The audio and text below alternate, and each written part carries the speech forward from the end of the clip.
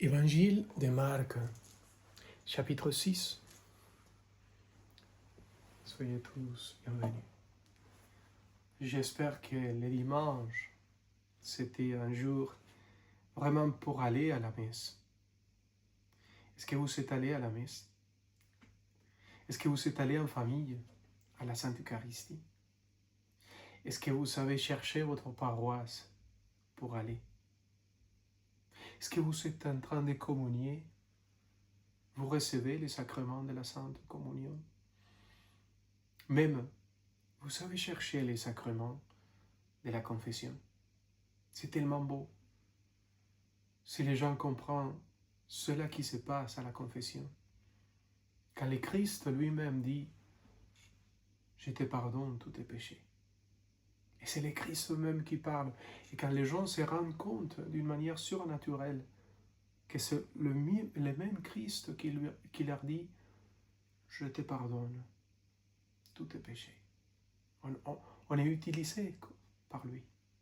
C'est lui qui fait de nous des instruments, les prêtres, les sacerdoces deviennent un instrument plein de pouvoir. C'est le Christ même qui est là pour dire « Et moi, je te pardonne tous tes péchés ».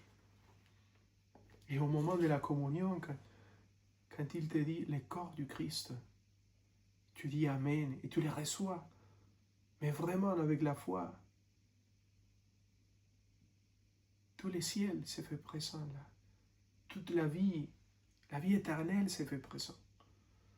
C'est tellement beau de vivre cette expérience de la foi, de l'Eucharistie, de la confession. Retournez à la source. Retournez à l'Eucharistie, retournez à votre paroisse. N'ayez pas peur. Dieu est capable de vous pardonner et de vous faire marcher dans une démarche de bénédiction, de libération. Allez, retournez. Il vous attend, Christ vous attend. Il est dans vos cœurs, parlez avec lui.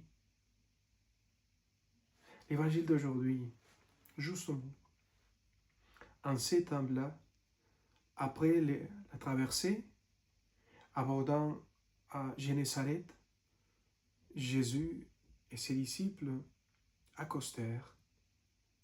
Ils sortirent de la barque et aussitôt les gens reconnurent Jésus.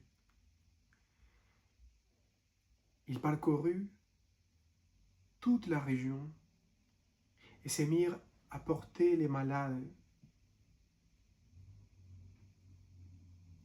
pour que Jésus pourrait les toucher, les guérir.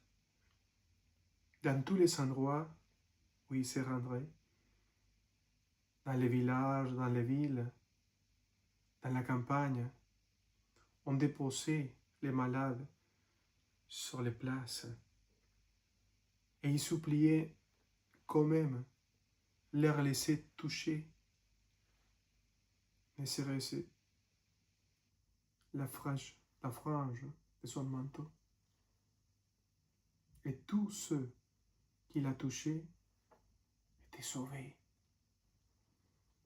Acclamons la parole de Dieu, pas seulement guéris, sauvés. J'aime beaucoup cette traduction. Ceux qui touchaient les bords de son manteau, ceux qui touchaient un petit bord de manteau, leur toucher ne serait-ce la frange de son manteau. Et vous les recevez à la communion, son vrai corps, son sang,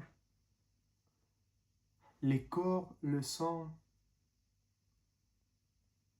la divinité de notre Seigneur, l'humanité de notre Seigneur, vous la recevez dans l'Eucharistie.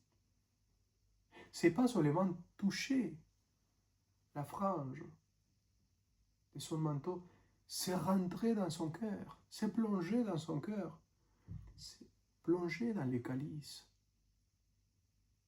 être avec lui.